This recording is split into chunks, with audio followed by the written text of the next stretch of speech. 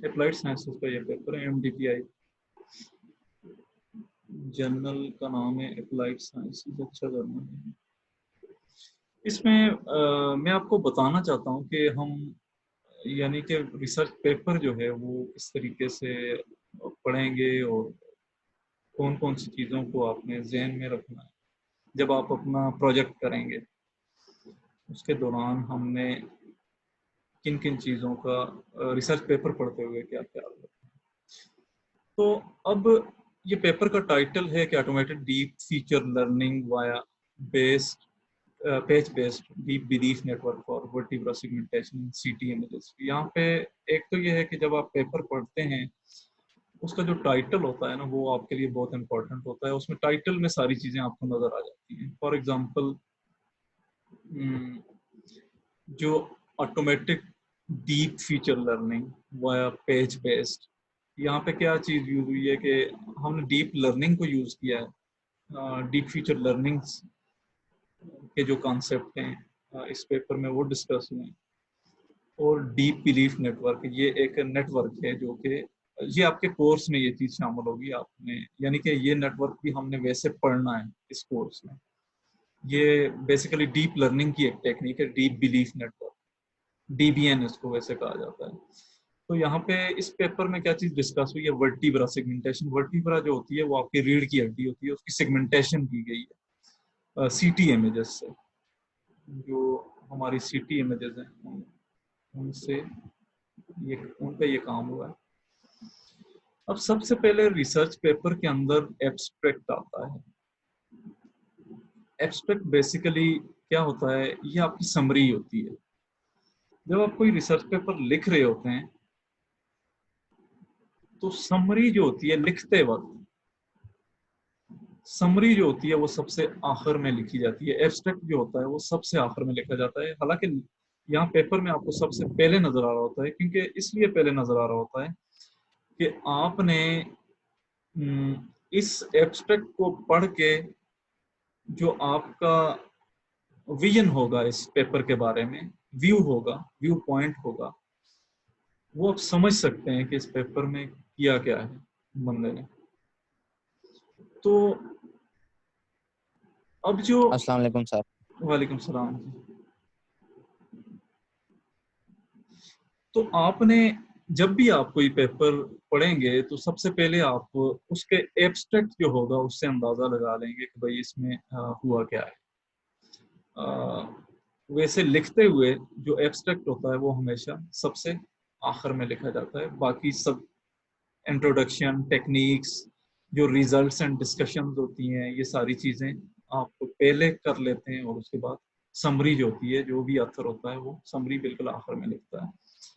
तो लेकिन जो पढ़ने वाला होता है वो समरी सबसे पहले पढ़ता है, क्योंकि उसको अंदाजा हो जाता है कि इस पेपर में हुआ क्या है। एक तो टाइटल से आपको अंदाजा हो गया कि इस पेपर में वर्टिब्रा सेगमेंटेशन हो रही है, और वर्टिब्रा सेगमेंटेशन के साथ सीटी इमेजेस पे काम हो रहा है, यानी कि इमेज प्रोसेसिंग का काम है।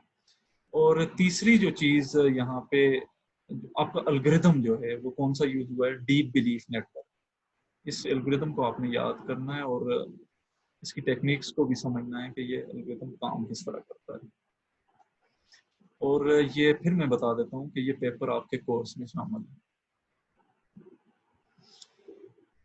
अब एब्स्ट्रैक्ट जो है वो यहाँ पे हम देखते हैं कि precise automatic vertebra segmentation is in computed tomography images is important for the quantitative analysis of vertebra related diseases. यहाँ पे जो समरी होती है उसमें हमेशा किसी भी पेपर को आप पढ़ेंगे, आप जर्नली नेटवर्क्स का पेपर पढ़ते हैं या फिर इमेज प्रोसेसिंग का पढ़ते हैं या फिर सॉफ्टवेयर इंजीनियरिंग का कोई पेपर आ जाता है, कोई टेक्निक, मेथड, मॉडल अगर डिस्कस हुआ है तो उसमें भी यही होता है कि सबसे पहले उस प्रॉब्लम के बारे में बताया जाता है कि यहाँ पे जिस तरह प्रिसाइज ऑटोमेटिक्स वर्टिब्रा सेगमेंटेशन इन कंप्यूटेड टोमोग्राफी, यानी कि जो सीटी इमेजेस होती हैं उनमें जो ऑटोमेटिक जो सेगमेंटेशन होती है वो अगर सही तरीके से की जाए, is important for the quantitative analysis of vertebra related disease. जो वर्टिब्रा के रिलेटेड जो बीमारियां होती हैं उनको समझने में बहुत आसानी हो सकती है, but remains a challenging task due to the high variation in spinal anatomy among patients. यहाँ पे ये चीज बताई गई है कि सबसे पहले किसी भी पेपर को पढ़ेंगे उसने कुछ प्रॉब्लम्स बताए होंगे कि ये तो जरूर है, ठीक है कि सीटी इमेजेस की सेगमेंटेशन जब आप करेंगे वर्टिब्रा की तो ये तो बहुत अच्छा काम है, लेकिन उसके साथ ये लिखा हुआ है कि ये एक चैलेंजिंग टास्क है। इसको परफॉर्म करने के लिए आपको lot of high variations in spinal anatomy, जो स्पाइनल जो आपकी स्पाइन होती है उसमें अगर आप देखें तो रीढ़ की जो हड्डियां होती हैं वो बेसिकली जो डिस्क होती हैं आप कह लें, वो उनमें लॉट ऑफ वेरिएशंस होती हैं, यानी कि कहीं वो चेंज हो रही होती हैं, कहीं बड़ी हो रही होती हैं, कहीं छोटी हो रही होती हैं, कहीं उसमें कर्व आ रहा होता है। तो इन चीज़ों को सामने रखते हुए ये ऑथर ने लिखा है कि यानी कि किसी भी आप पेपर को पढ़ेंगे उसके ऑथर ने सबसे पहले उस चैलेंजेस को लिखा होता है कि ये चैलेंजेस आ रहे हैं इस काम में। तो अब फिर अपने पेपर के बारे में बताया हुआ है, in this paper we propose a deep learning approach for automatic CT vertebra segmentation named patch based deep belief network. यानी कि हमने एक मेथड यहाँ पे दिया है जो कि patch based deep belief network है। डीप बिलीफ नेटवर्क में आपको बता दूं फिर से, ये हम इसकी जो स्ट्रक्चर होगा इस पेपर में भी हम पढ़ लेंगे और नेक्स्ट भी हम इंशाल्लाह आगे कोर्स में मैं आपको किताब जो आपकी बुक है उसके अलावा कुछ मेथड्स पढ़ाऊंगा जिनमें ये भी शामिल होगा। डीप लर्निंग टेक्निक्स में ये आता है, जो डीप बिलीफ नेटवर्क होता है। यहाँ पे तो इन्होंने PADBN एक नई टेक्निक दे दी है जो कि DBN को थोड़ा सा यानी कि पैच बेस्ड कर लिया है कि आप पैचेस देंगे इमेज के छोटे छोटे, तो ये उसको एक्सेप्ट करेगा। तो our proposed PADBN model automatically selects the features from image patches and then measures the differences between classes and investigate performance। ठीक है। The region of interest is obtained from CT images, यानी कि reason of Roy कहते हैं basically जो आपका जो interesting place है। फॉर एग्जांपल ये फोरहेड है इमेज में अगर आ रहा है, इसको मैं अगर इसका पेज लेना चाहता हूँ यहाँ से, तो ये मेरा रीजन ऑफ इंटरेस्ट होगा कि मैं इसके फीचर लेना चाहता हूँ। बेसिकली इसका मतलब ये है। The unsupervised feature reduction contrastive divergence algorithm is applied for weight initialization and the weight are optimized by layer in the supervised fine tuning procedure। इस चीज को आप समझने की कोई जरूरत नहीं है कि वैसे मैं आपको बता देता हूँ कि जो अनसुपरवाइज्ड टेक्निक्स होती हैं, बाकी ये वेट्स इनिशियलाइजेशन या फिर वेट ऑप्टिमाइजेशन ये क्या चीज होती है ये अभी आपके लिए यानी कि ये हार्ड होगा समझना इन चीजों को। लेकिन आप इसका आइडिया ये ले लें कि पेपर कोई भी होगा जब आप टेक्निक पढ़ेंगे, जाहिर बात है जो आप प्रोजेक्ट करेंगे उसको थॉरोली पढ़ेंगे, इन चीजों को समझने की कोशिश करेंगे। वैसे यहाँ पे आपको अगर समझ नहीं भी आती तो कोई मसला नहीं, लेकिन अनसुपरवाइज्ड टेक्निक्स जो होती हैं वो बेसिकली ये होती हैं कि सुपरवाइज का मतलब ये होता है कि हम किसी को अगर कहें कि ये कोई फॉर एग्जांपल अगर क्लासिफिकेशन का कोई प्रॉब्लम है, उसमें हम एक क्लास डिफाइन कर लें, क्लास ए और क्लास बी, तो हम बता दें कि अगर ये वाला फीचर्स ए के अंदर आए तो फिर क्या होगा, आप इसको ए लेबल कर दो। बी के अंदर अगर वही वाले फीचर्स आ रहे हैं, अगर लर्निंग के दौरान, हम ट्रेनिंग की बात करें, ट्रेनिंग के दौरान, तो वो वाले फीचर्स जो होंगे वो क्या होंगे, हमारे बी क्लास के होंगे। तो हमने उसको बता दिया है, सुपरवाइज कर दिया है। सुपरवाइजर का मतलब क्या होता है, सुपरवाइजर आपको क्या करता है, हमेशा गाइडलाइन देता रहता है। तो ये टेक्निक्स जो होती हैं जो कि जिनको हम बता देते हैं पहले से कि अगर ये वाले फीचर्स आएंगे तो ए क्लास में आएंगे, अगर कोई और फीचर्स आएंगे वो दूसरे, अगर सिम्टम्स आएंगे तो वो बी क्लास में आएंगे। फॉर एग्जांपल हम आजकल जो कोरोना डिजीज चल रही है उसकी सीटी इमेजेस आजकल ऑनलाइन भी मौजूद हैं, अगर आप उस पर काम करना चाहते हैं तो उसमें क्या है बेसिकली कि अगर वो सीटी इमेज लंग के अंदर वो वाले सिम्टम्स अगर मौजूद हैं, अगर जिसको ये डिजीज है तो हमें पहले से पता होगा इस पेशेंट को ये डिजीज है, तो उसके फीचर जब हम लेंगे, उसको लेबल जब करेंगे, हम बताएंगे कि भाई ये वाला फीचर जो है, ये वाला जो फीचर्स हमने जिस लंग से लिए हैं या जिस इमेज सीटी इमेज से लिए हैं वो क्या है, इफेक्टेड इमेज है कोरोना वायरस से। लेकिन जो अगर नॉर्मल पेशेंट की इमेजेस पड़ी हुई हैं उसके साथ ही, तो हम उसे बताएंगे कि ये नॉर्मल पेशेंट की इमेजेस हैं, तो हम इस तरीके से लेबल कर लेंगे। और जो अनसुपरवाइज टेक्निक्स होती हैं, अनसुपरवाइज में ये बताया नहीं जाता कि भाई ये वाली चीजें पहले से ही हम उसे बता दें कि इस तरह की चीजें आए तो फ्यूचर में जब आप रिडक्शन करोगे तो आप किस बेस पे करोगे, उस बेस पे जो लेबल किया गया है। लेकिन यहाँ पे अनसुपरवाइज जो टेक्निक्स होती हैं वो अनलेबल डेटा होता है हमारा, जिसको हम लेबल नहीं करते, वो खुद अपनी परफॉर्मेंस की बेस पे वो एल्गोरिदम उस रीजन को या उस क्लास को एक साइड पे कर देता है और दूसरी क्लास को दूसरी साइड पे कर देता है। उस फ्यूचर जो लर्निंग बेस होती है उस बेस पे ये करता है ये सारा काम। तो अब this discriminative learning features obtained from the steps above are used as input of the classifier to obtain the likelihood of the vertebra. Experimental results demonstrate that the proposed PIDBN model can considerably reduce computational cost and produce an excellent performance in vertebra segmentation in terms of accuracy compared with state of the art method. और कोई भी paper आप पढ़ेंगे, ये image का होगा या networks का होगा या कोई भी डोमेन आप ले लें, एवोल्यूशनरी जो ऑप्टिमाइजेशन एल्गोरिथम्स हैं हमारे पास, उनके अगर पेपर आप लेंगे तो हमेशा के कोई भी ऑथर जो होगा सबसे पहले वो क्या करेगा, उसकी इम्पोर्टेंस बताएगा कि क्या इम्पोर्टेंस है, किस वजह से हम ये काम कर रहे हैं, और फिर बताएगा चैलेंजेस इसमें क्या आ रहे हैं, और फिर अपने पेपर के बारे में बताएगा कि इसमें क्या क्या काम हुआ है, कौन से मेजर स्टेप्स हमने फॉलो किए हैं, और फिर आखिर में वो एक्सपेरिमेंटल रिजल्ट्स के ऊपर आएगा कि ये रिजल्ट्स हमारे बहुत अच्छे आए हैं। अगर एक्यूरेसी को देखा जाए तो कंपेयर किया है हमने state of the art other method से, हमारी जो एक्यूरेसी है वो बेटर आई है as compare to other authors. तो ये तो हो गई समरी। समरी में आपको पूरी समझ आ गई है कि हमने इस पेपर में काम क्या हुआ है। अब उसके बाद होते हैं कीवर्ड्स। होते हैं कीवर्ड्स, बेसिकली वो होते हैं कि इसमें की एलिमेंट्स कौन से यूज हुए हैं।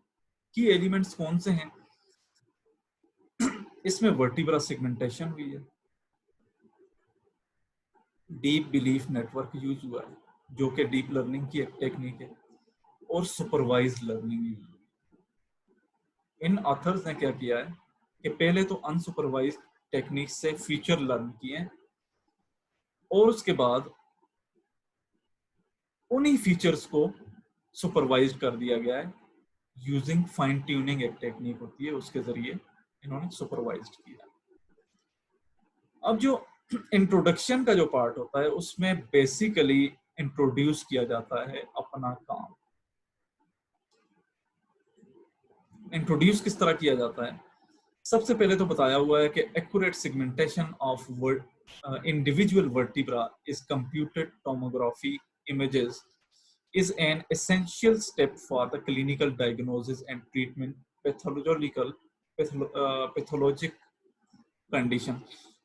यानी कि जब कोई प्रॉब्लम आ रहा होता है वर्टिब्रा के अंदर, इन्होंने बताया है, तो उसकी एक्यूरेट सेगमेंटेशन करना इंडिविजुअल वर्टिब्रा की सीटी इमेजेस से ये एक इसेंशियल स्टेप होता है डॉक्टर्स के लिए कि उनको पता होना चाहिए कि वर्टिब्रा जो है हमारी सीटी इमेज उसके अंदर कहाँ कहाँ पे आ रही है.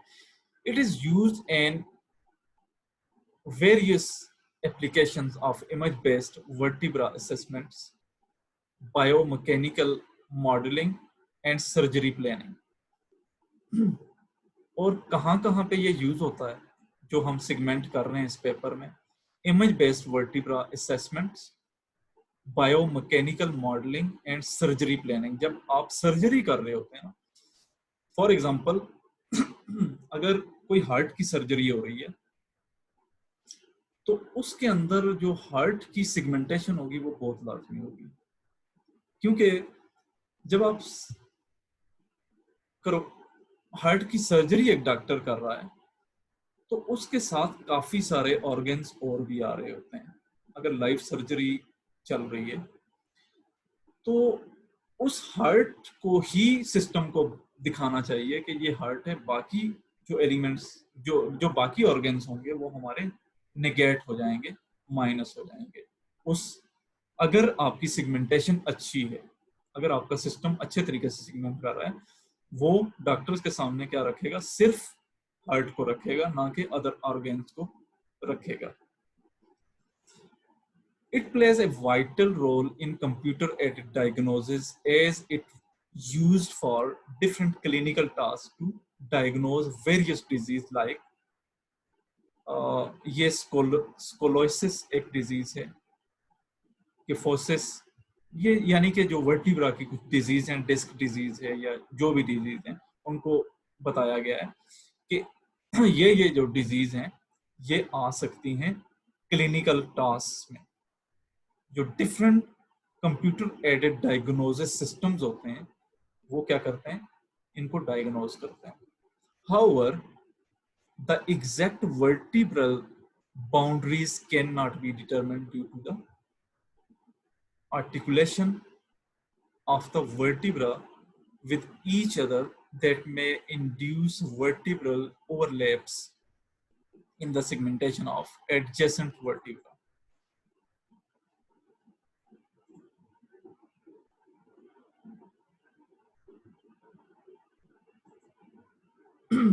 हाँ जी, आवाज आ रही है मेरी सबको? ठीक है सर. जी सर कभी कभी रुक जाती है आवाज. अच्छा अच्छा अच्छा. हाँ, क्योंकि मुझे मैसेज आया है किसी का कि आवाज मेरी सही तरीके से नहीं आ रही. अच्छा, बहरहाल जो आपका इंट्रोडक्शन सेक्शन होता है उसमें आप इंट्रोड्यूस करवाते हो अपने काम को. जब आप अभी आप पेपर पढ़ेंगे तो कोई भी टेक्निक आप उठा लें, उसमें उसने इंट्रोड्यूस करवाया होगा अपने काम को. और फिर ये जो लिखे होते हैं ये रेफरेंसेस होते हैं कि ये जो बात की हुई है एक्यूरेट सेगमेंटेशन, ये वाली, ये रेफरेंस नंबर 1 पे की हुई है. अगर आप इसकी डिटेल पढ़ना चाहते हैं तो रेफरेंस नंबर 1 पे आप चले जाएं यहाँ पे, तो आप इजीली इस पेपर को सर्च करके डाउनलोड करके इसको पढ़ सकते हैं कि ये बेसिकली है क्या. क्योंकि पेपर में इतनी जगह होती नहीं है कि वो सारी चीजें जो हैं वो यहाँ पे लिख सकें. अब ये दूसरे तीसरे नंबर पे जो रेफरेंसेस हमारे आ रहे हैं कि इसमें क्या हुआ है कि इन्होंने वर्टिब्रा के ही मुताल्लिक लिखा हुआ है. इंट्रोडक्शन का मतलब होता है इंट्रोड्यूस करवाना अपने काम को, तो ये सारी चीजें यहाँ पे इन्होंने इंट्रोड्यूस करवाई हुई हैं.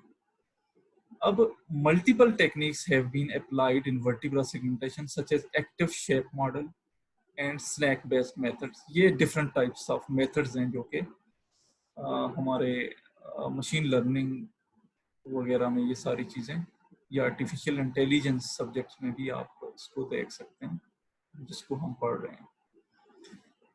तो इन टेक्निक्स में एक्टिव शेप मॉडल्स और ये स्नैक बेस्ड मेथड जो यूज हुए हैं, और level set method, graph based techniques using normalised cuts, और ये सारी चीज़ें यूज हुई हैं.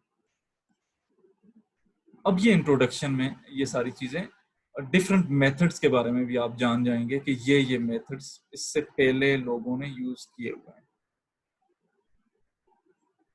अच्छा, most of these models depends on prior knowledge in the form of statistical shape models or spine atlases। यानी कि ये टर्म्स जो हैं ये डिफिकल्ट हैं थोड़ी, लेकिन ये इंट्रोडक्शन पार्ट में ये चीज़ें बताई गई हैं कि इस तरह की जो टेक्निक्स हैं वो प्रीवियसली यूज हुई हैं। The performance of such methods is high on healthy spines with a good score of dice coefficient. ये कुछ स्टेटिस्टिकल मेथड्स होते हैं।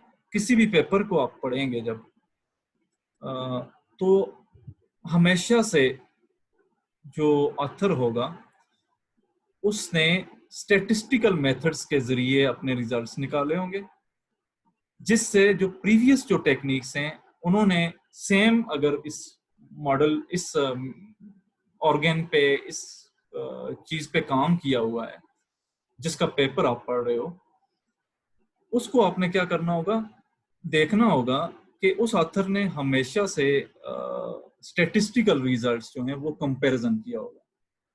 यहाँ पे इन्होंने बताया है कि हमने डाइस कंपैरिजन किया है। डाइस जो है ये वैसे एक साइंटिस्ट हैं डाइस, उनका नाम है, 1945 में उनका रिसर्च पेपर आया था। वो अभी अगर आप सर्च करना चाहें तो वो देख भी सकते हैं डाइस के नाम से, कि डाइस ये स्टेटिस्टिशियन था, ये बंदा, इसने जो काम किया था। इस तरह स्टेटिस्टिक के डिफरेंट मेथड्स हो सकते हैं, जो कि मीडियन मोड, या फिर आप कह लें कि एक्यूरेसी अगर फाइंड करनी है, या फिर स्पेसिफिसिटी, सेंसिटिविटी, या इस तरह की कुछ चीजें हैं, तो वो आप जो है स्टेटिस्टिकल मेथड से आप फाइंड आउट करते हैं। और यही चीजें स्टेटिस्टिकल मेथड्स कंपैरिजन के वक्त काम आते हैं, कि जब एक ऑथर कंपेयर कर रहा होता है दूसरे ऑथर के साथ, तो वो क्या करता है, इन ही स्टेटिस्टिकल रिजल्ट्स को शो करके अपने जो रिजल्ट्स आए होते हैं और दूसरे जो ऑथर्स होते हैं उनके रिजल्ट्स के साथ शो करवाता है। However, some of these methods fail in accurate segmentation। फिर इंट्रोडक्शन में हमेशा से क्रिटिसाइज किया होता है, जो प्रीवियस जो टेक्निक्स होती हैं उनको क्रिटिकल रिव्यू किया होता है, क्रिटिसाइज किया होता है कि ये जो प्रीवियस टेक्निक्स थी उनमें क्या क्या मसाइल आ रहे थे जिस वजह से इन्होंने अपना मॉडल पेश किया है।